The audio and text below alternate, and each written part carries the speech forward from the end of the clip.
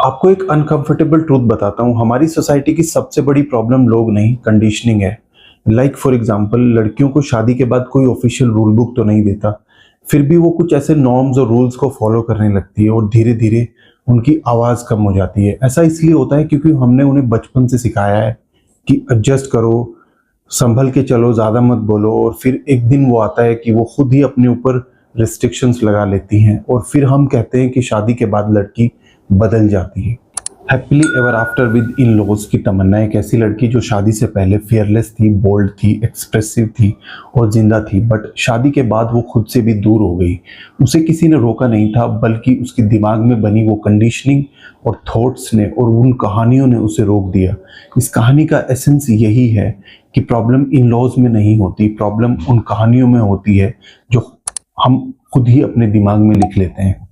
तमन्ना हर बात को रिजेक्शन समझने लगी, हर साइलेंस को जजमेंट, और धीरे धीरे वो अपने थॉट्स और लाइफ में एक आउटसाइडर बन गई। फिर उसकी लाइफ में एक पॉइंट आया जहां उसने रियलाइज करा कि वो अपने आसपास के लोगों से नहीं बल्कि अपनी सोच से लड़ रही है, और इसी पॉइंट से पूरा ट्रांसफॉर्मेशन शुरू होता है।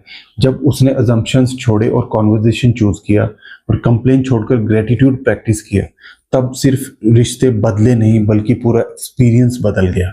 This book does not promise a perfect family, it shows the real one where misunderstandings exist. So does the possibilities to grow, where love is not automatic. It can be built slowly, concisely, intentionally. And the real message in this book is that you don't become happily ever after by finding the right people. You become it by becoming the right person within yourself.